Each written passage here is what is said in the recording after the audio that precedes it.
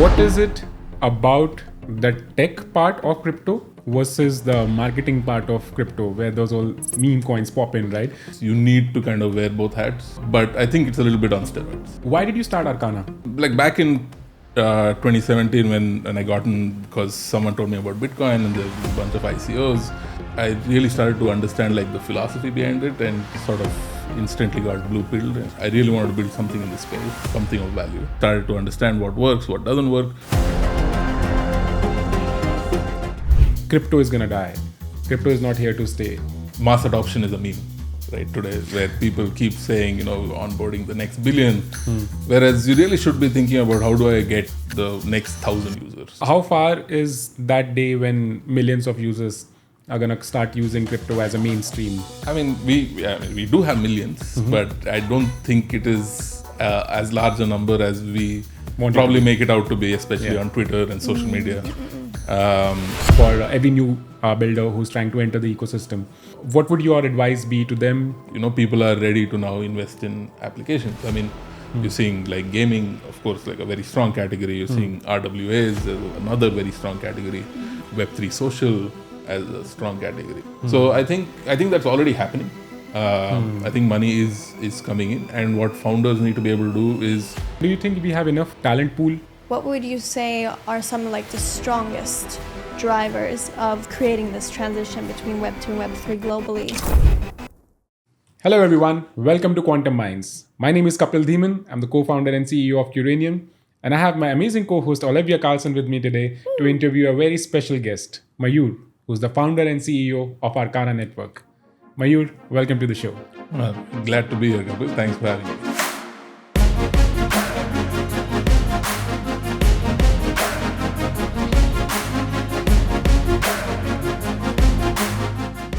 So Mayur, I think to start with, it'll be amazing for you to share your background, your professional journey so far with the audience.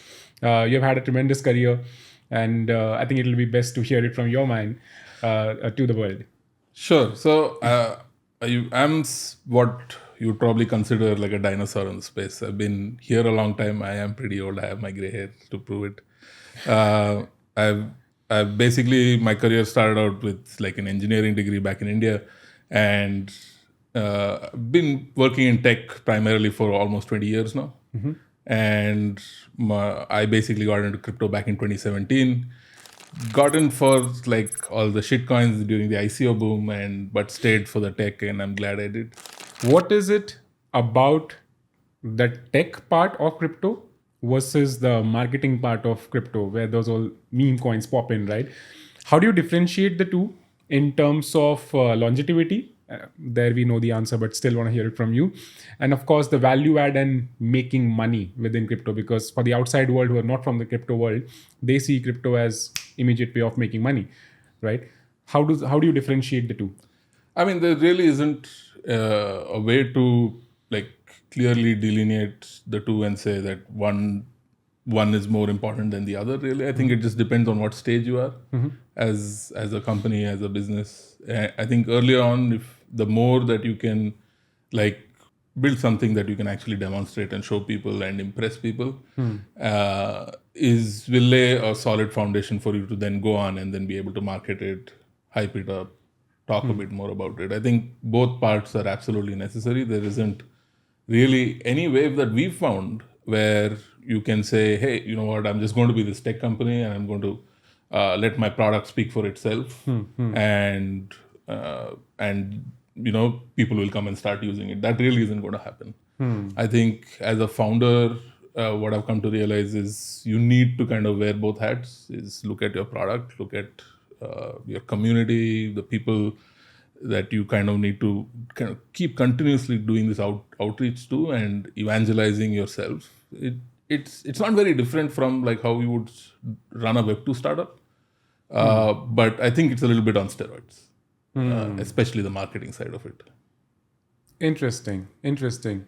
Why did you start Arcana? Well, so like back in 2017 when I got in, because someone told me about Bitcoin and there's a bunch of ICOs, and I've been like working on the product side at the intersection of like business, tech, and design because I found that most interesting for the longest time. And once I started to kind of dabble around with some of these things, and then I actually ended up sort of reading like the Ethereum yellow paper and things like that, is when I really started to understand like the philosophy behind it, and sort of instantly got blue pilled. And I felt like, this is like my calling, as cliche or cringe as it may sound. But truly, it's been a rough ride for us, for me especially. But it's also been very exciting. And along the way, it became like abundantly clear that I really wanted to build something in this space, something of value. And we started out doing a few experiments and a few different sorts of things, started to understand what works, what doesn't work, till I think I basically got to a point where I said, we need to stop like chasing like narratives, kind of look at like core problems, and also what like me and my team's strengths were, and get to a place where we can marry those two. Like, I think for a while what we tried to do was, like chase hype, chase like metas and narratives and those sorts of things, which is very easy to kind of do in this space, right? The money moves where the hype is. So founders also tend to kind of move in those directions. And we did that for a bit before actually realizing, we were building hammers and looking for nails. And that really doesn't work no matter what technology space you're in or any sort of business space you're in. So we said, our strength happens to be on the product side, understanding what users want, having that sort of like discipline and rigor to actually go and ask users what they want, instead of like being prescriptive about what we think they want. And we said, there's a very clear user experience problem in this space, and who better to kind of find out about these problems and what could work for people than the users themselves. And so we said, let's marry these two things. And we said, this is exactly what we want to be able to do. And what has been the driving force behind the belief that you need to solve the problem for the users onboarding the crypto ecosystem? And my question comes from a debate that goes around in the ecosystem. I'm sure you have been a part and parcel of it much more extensively than I have been, that crypto is going to die. Crypto is not here to stay, right? These kind of discussions happen a lot. Now, within that debate, you come out and say that I'm going to make the life of crypto users simpler. So I'm sure you have had a battle to convince the community, the product builders, and the investors as well to pump in money. How has that journey been? And what was your mindset when you were going through that journey?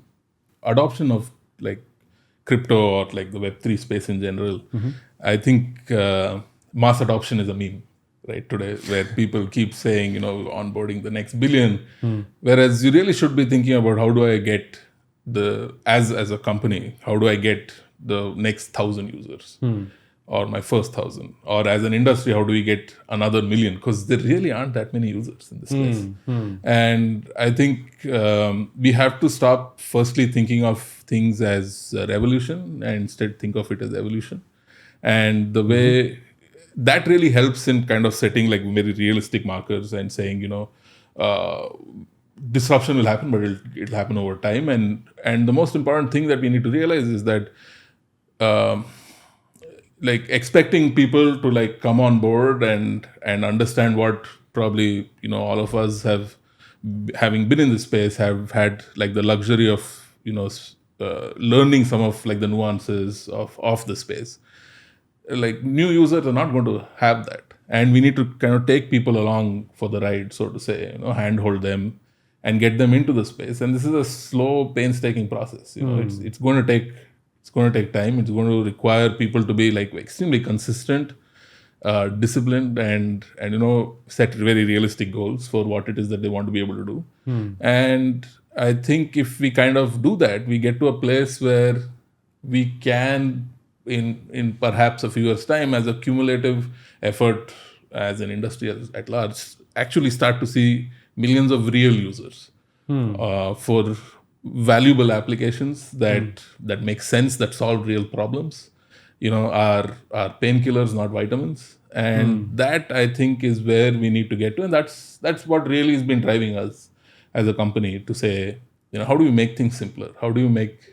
What are the right set of trade-offs to make so that, users are not shortchanged, but have a very familiar, easy experience to try and, basically start getting involved in this thing that I personally have come to know and love quite a bit. When do you think, how far is that day when millions of users are going to start using crypto as a mainstream?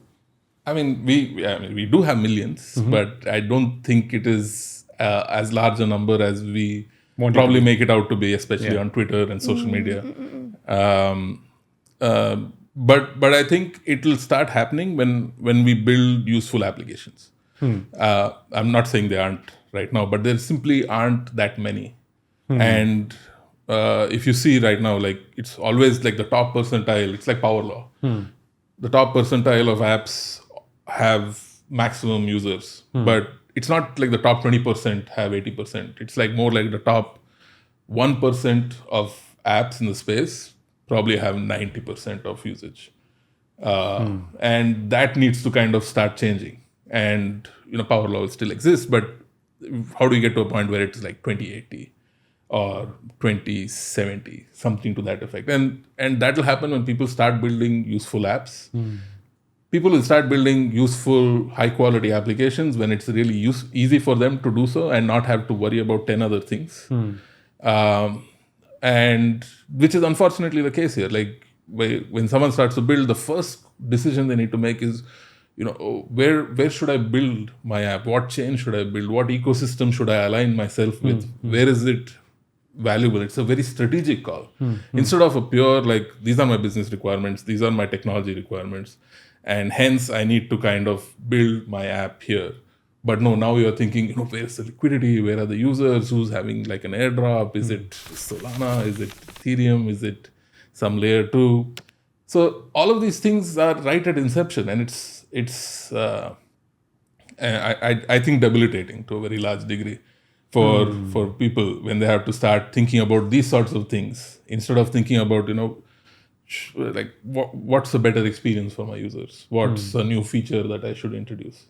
So I think once we get to that point, which I don't think we are far off from, I think we've built enough infrastructure in the space to afford for this. And I think if the money and capital can start encouraging people to make these sorts of experiments in the application space, I think we'll start seeing users start to flow in. And that's exactly the reason I asked this question to you, what you touched upon in the end, the money and capital flowing in, right? Do you think the amount of capital, so there are two philosophies around this, right? Number one is that, which is grounded in the question that I asked you, how far is that day when we see millions of users? Because if that is near, the money flows in much faster. If that is far, the investor starts questioning, why do we need something like this, right? So that's one philosophy which is like a big question mark for every new builder who's trying to enter the ecosystem. So what would your advice be to them? And what's your take on, is the right set of capital which is required to achieve the potential flowing in the ecosystem? Or do you think the investors are still a little hesitant to trust the real potential that believers like us have in the potential, again, of the blockchain or the decentralized technologies? Yeah, I don't think we're very far off from seeing like enough capital flow into the space. In fact, just today I was looking at a report, I think it was by the team at Galaxy, that was talking about how investments in like gaming, Web3 apps, DAOs in the last year or so has exceeded the investments in infrastructure for the first time in a very long time. And this, I think, is a marker that people are ready to now invest in applications. I mean, we are now seeing categories that go beyond like infrastructure categories. It's like and beyond like DeFi for applications. You're seeing like gaming, of course, like a very strong category. You're seeing RWAs as another very strong category. You are also seeing now like Web3 social as a strong category. And what the space needs is more and more of these sorts of categories, or people who come into the space as leaders and create categories. And then it becomes a thing, and then many people try and do the same thing, and then you'll have like lots of people like try and compete, which is of course very healthy. So I think that's already happening. I think money is coming in, and what founders need to be able to do is get to a place where they can just make the call for what they want to be able to build on the basis of what their needs are, as opposed to any other sorts of like decisions. Interesting. And do you think we have enough talent pool to achieve the end goal? Yeah, I mean, most definitely. I think we just put out a job application for a Web3 developer, and we got 200 applications in one day. Wow. So I mean, there is enough like talent who are interested and very good, interested, very good, and have the experience. I think all of that already exists. I think there's enough work being done by these large foundations to educate. I think a lot of money has poured into that space as well. I think some of like the more cutting edge stuff has like research in cryptography and all of the sorts of things has seen a lot of money flow into those areas as well. And I think the talent pool is most definitely there. I think it's just people focusing on building the right thing. Yeah. And I think another beauty about this industry is because it is new, because there's so much space to experiment and build something and offer something new on the table for the consumers at large. It allows new entrants much more than any other industry. Like even if you don't have extensive experience in Web3, nobody can have. It's a new industry still, but you have the passion and the commitment to learn. You can still make your place in this business. Yeah, I mean, I think Web3 is just extension of tech. I mean, no one stops you from building a web app, right? You just need to learn HTML, CSS, JavaScript, maybe a JavaScript framework to be specific, and know how to like code a server again, JavaScript again, and you can sit literally in your bedroom and create a business overnight, literally as of today. I think we need to get there as an industry also, where people can start doing this very easily, where you have extremely small teams that are able to kind of build very impactful applications. This happens in the Web2 space almost every day. You have SaaS companies spring up. It's almost, again, mimetic that you have the consumer SaaS or any other sort of like software as a service businesses that just pop up every other day, and they're probably run by one or two guys. So I think we need to get to that point as well. We were talking about the adoption of new tech and how that's quite prevalent in India, as well as like the talent pool being very, very strong. Like even from a global standpoint, a lot of people have got their gaze towards India, especially when it comes to hiring tech talent and things like that. Would you say that like the bridge between Web2 and Web3 is like stronger or being like facilitated more in different ways in India in comparison to other geographies? Or like what's happening specifically in India when it comes to bridging the two worlds? I think like India definitely has the tech talent pool. I think in other areas we're probably not as strong, and I think it just is like this history, at least in the last 40, 50 years or slightly more, where there's been a lot of push by governments and by people in general towards like a technical education, and just given the sheer population and the competitive nature, I think it comes down to lots of people, trying to working very hard to kind of get to that level. But I wouldn't necessarily say that there is a very like clear bridge between Web2 and Web3 there. There is on the tech side, but there is like, I know the regulations and laws make it very hard for that bridge to exist on, say, the crypto side of things, the cryptocurrency side. And you really can't separate the two. You can't say, like, I'm a Web3 developer, but not have, tried your hand at DeFi. or lending, or trading, or doing something on a DEX, for example, or something along those lines. Because I think the not really fundamentally understanding crypto economics and how it can influence your tech product is something that more and more needs to happen, and that doesn't happen in India as much, perhaps because there is not as much exposure. Like there are not enough kids these days there are lots of kids who are actually trying out different sorts of frameworks and tools and middleware and SDKs and things like that, but not so much trading, buying cryptocurrencies, those sorts of things. So yeah.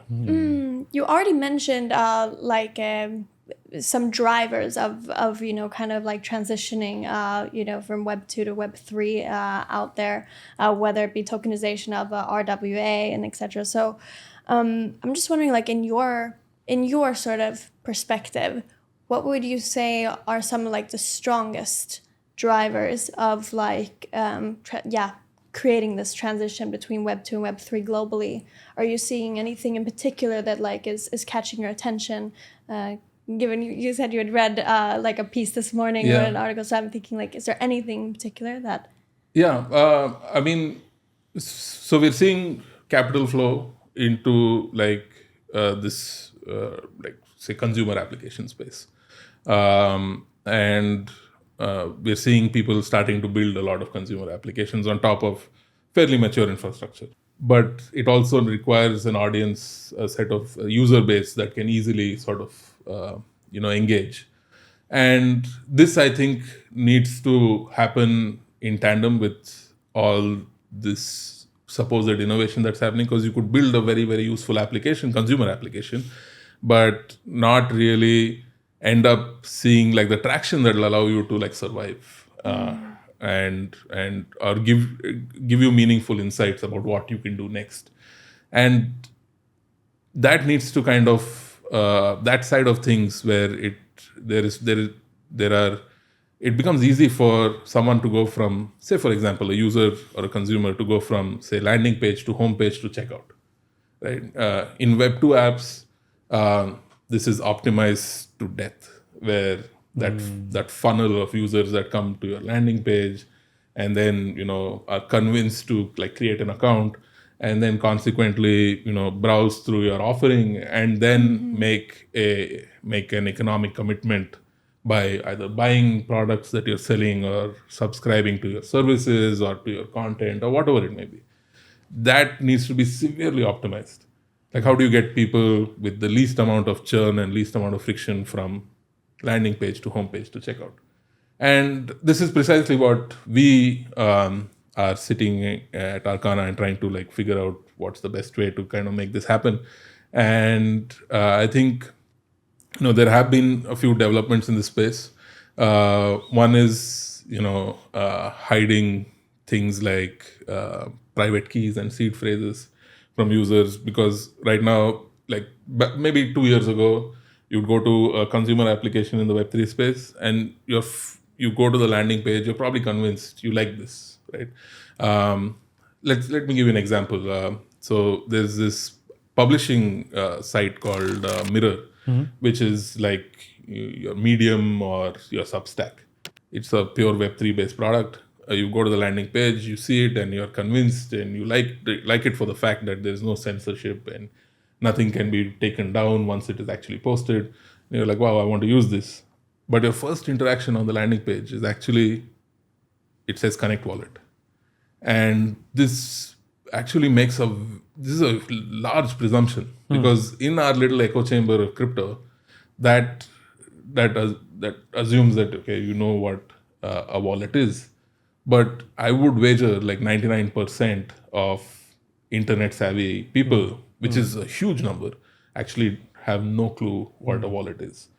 So there have been advancements on that side to make that process easy. In fact, we have a product ourselves which replaces the Connect Wallet with, say, login with Gmail, and it creates a wallet for you. So it's just a Gmail account. It's something very familiar. So that gets you from landing page to home page and allows your user to start interacting with your application and actually start to experience your offering. And yeah, I mean, it starts with these sorts of things. And now the question is, how do you get them from landing page to, so homepage is done, homepage to checkout. How do you do that? Now checkout to like post sales. How do you do that? And then, those sorts of things is where we need to get to. So Like lowering the barrier for entry the whole time, trying to Exactly. make it as familiar as possible. familiar, of course, we ought to innovate, but at least familiar. It has From to an interface standpoint and things like that. Of course. I think nothing sort of beats that. And now the thing is, as an industry, I think we are evolving and maturing to the point where we are saying it's okay to not have these radically idealistic beliefs of things that talk about like decentralization, security, and these sorts of things. All of these are very important, but there is a trade-off to be made, and I think it's important that people realize that there are realistic trade-offs that can be made between this user experience and some of these other things that we've been led to believe that you can't like question or touch. And I'm sure in this process you have analyzed a lot of data and you have a good understanding of the consumer behavior at the end of the day. So what does that analysis say? What is it that the consumers are preferring? What is it that they are not preferring? And what can the builders in this space learn from this analysis to focus more on to attract more consumers? Like one thing we've come to like clearly realize is that your shiny new protocol that is like decentralized because you have thousands of validators in different geographies, or is so secure because of the zero knowledge proofs that you use, or those sorts of things are really things that consumers don't care about. They really don't. Traders might, people interested in your token might. Why would you say that? Because of the speculative nature of it, right? So speculation is driven by, like I said, narratives and meta and what other people, probably people with larger followings or who have existing legitimacy are liking, and people follow that on the trading side of things. But Got me curious there, right? So on the trading side, and I agree with you, by the way, first of all, right? But just kind of pick your brains on that one. On the trading side, these kind of things which sound more complicated, which at the end of the day, consumers don't really care much about, but the traders are liking it because of the speculative nature. yeah, But these traders don't really care about the technology. they don't. So how does this interplay? Because these traders don't care about the technology. And if they don't care about the technology, they don't understand what's happening at the end of the day. Yeah. So how is this becoming a big narrative on which traders are pumping in the money? Yeah, like how can they speculate if they're not understanding what's behind Exactly. it? Yeah. I mean, I would just say look at like the traditional finance world, right? So I have a business. I did an IPO. I have shareholders who probably never interact with me, my products, my product offerings. They probably like other products, my competitors' products. But they understand that. But yeah, I mean, but like let's say I'm a large FMCG manufacturer. I have an IPO. There are people holding my stocks. Nobody needs to know how I make my biscuits or how I make my juice. They're interested to know if I'm using this new technology that makes it healthier in some way, Okay. right? Or I'm sourcing organic ingredients. That's all they care about. But they'll probably still go and buy my competitor's product because it's cheaper, more accessible to them, whatever it may be. But that person is the shareholder. I still need to impress a bunch of people who've been loyal to me, or I need to expand my market to get other people becoming more loyal to my products, and they care probably a bit more. So there is some overlap between these two categories of people that a business needs to kind of sort of entertain. There is definite overlap, but I would say that they are catering to, like, you need to kind of be mindful that different people, these two sets of people have different requirements. So what are you advising your clients basis this analysis on, coming back to the question earlier, what is driving more consumer retention in these kind of decentralized applications and people who are coming onto the Web3 world? What are the do's and don'ts that you would advise the builders? Yeah, I mean, we're seeing this with a lot of, so we've been doing B2B a lot till date. That's probably going to change a bit. But so on the B2B side, we're seeing almost the same sort of feeling where developers, like in consumers, also don't care as much. There is some regard for like some of the more philosophical things that we've been pursuing largely for a very long time, but right now it's like, how do I just get more users? Can your set of tools, your SDKs, your protocol, your middleware, whatever it may be, help me get more users, help me access liquidity, help me like reduce friction? Those are literally the only things that they care about. They're slightly more demanding when compared to end consumers who care very little. But it's the same. It's like, just give me something that makes things work for me. And I think that's the same in any industry across the world, right? So how are we differentiating the Web3 world? I mean, I really don't think we should attempt to do that. There are great sets of rules, and people have, like I said, right, done this to death in whether it's in TradFi or whether it's in Web2 or whatever it may be. So there's very good things that we can take and then innovate on top of. But you shouldn't be innovating for innovation's sake. It should be innovation that leads to better user experiences, newer products, newer experiences for users. Because if we are not really delivering on that, then what's the point of my fancy protocol? It really doesn't make sense to me. Yeah. Makes sense. Yeah. Interesting. Very interesting. And what are the kind of use cases, if I may, that you are seeing in the decentralized world, in the Web3 world, which are driving the most attention as we speak? Yeah, I think so. Largely speaking, we've seen a lot of fake activity happen in the Web3 space. Either protocols deploying bots or people themselves running like whole or bot armies to kind of, and all in the name of an airdrop. And I think we've come to a point as an industry where we're saying, no, enough is enough, because I'm not buying the fact that you have you're doing 100 million transactions a day with how many ever million users, when there literally aren't that many people in the space. And people are now starting to realize that everyone else is also realizing this. So I think we're getting to a point where like real interactions are going to get more meaningful. As an industry, there's going to be rapid correction where you're not trying to like chase these huge like 6-digit, 7-digit, 8, 9-digit numbers, but instead you're saying like, if I have even like 100 users, you have a certain number of DAUs, MAUs that lead to a certain amount of revenue, which gives you a certain MRR, which is a certain ARR, and then there is a certain profit that's coming from it, and that profit is probably driven back into your token via some good token economics. Then you're in a good spot, and that's what people, I think, are saying we should start focusing on, and they should like really get to that place instead of hyperinflating numbers to please, I don't know, venture capital, to be able to kind of, basically give you that money that will allow you to survive another year.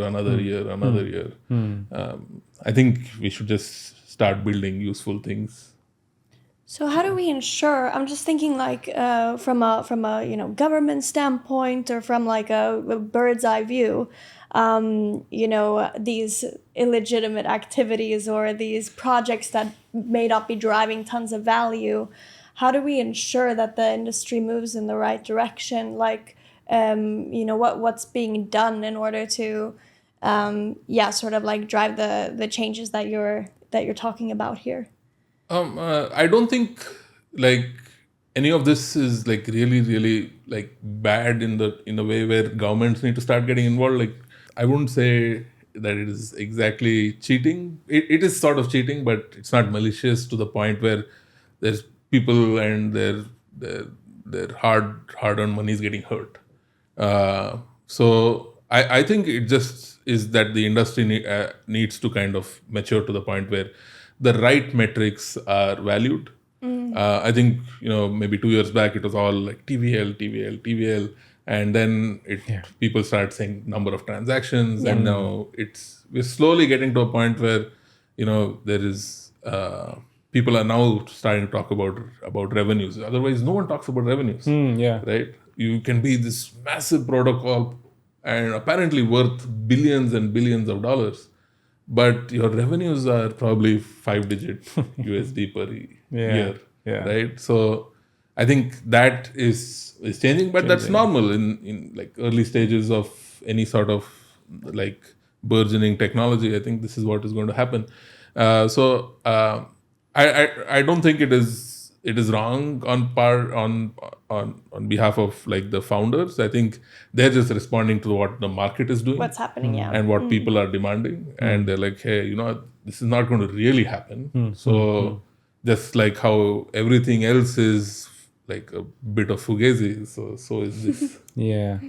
And you have been in the space since 2017, as you mentioned. Yeah. So you have seen, the emergence of this technology, the bull run, then Caribbean bear run, and now we are expecting another bull run.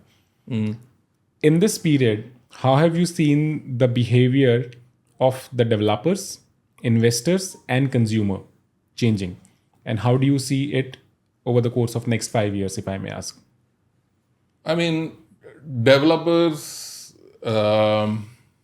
like they come and go, honestly, but as such, I think, so what happens is that there is like growth and then consolidation through every cycle, right? So that happens, that has happened a lot, especially on the developer side. I feel like there's been growth and then a bunch of people drop off, lots of consolidation, but always have a higher number of developers than we had previously.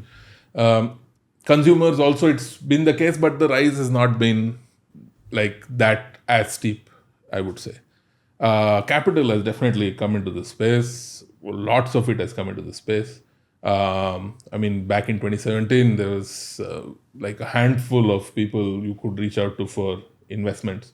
It would typically be other founders who probably made money trading and things like that. But now you have, lots of funds, and some of those funds are really, really good and do a great job. And I think growth has been great on that side as well. I think the consumer side growth has, I wouldn't say stagnated, but it has not grown as much as we'd like for it to have grown. That is what we need to change, I think. Interesting. Very interesting. Thank you so much, Mayur. I think this has been a phenomenal conversation, and I'm sure I learned a lot. I'm sure that goes for Olivia as well. 100%. And the viewers have had a great experience. Any closing remarks? Any closing message that you would want to share with the viewers? Not particularly, but perhaps what I will say is I think irrespective of like bull run, bear market, whatever it may be, I think we are going to see over the next couple of years perhaps some very, very high quality applications being built into the space. If it can coincide hopefully with a proper bull market, that's just good economics for more people to come into the space and build very interesting things. And I think we're going to see like a nice renaissance of like high quality applications getting built over the next 2-3 years. And we're probably going to get into a place where people are going to come and just use apps, not dApps. These are just Yeah. apps. That's an interesting one. I think that's going to be a very interesting closing line. Yeah, hopefully. On that note, thank you so much, Mayur, for joining us. It was an absolute pleasure. Like Oh, I said, we likewise. learned a lot, and I'm sure our viewers have had a great experience as well. No, I'm absolutely glad being here, and thank you for asking all of those very insightful questions. Absolute pleasure. Thanks. Thank you. Thank you, everyone. See you on the next episode of Quantum Minds.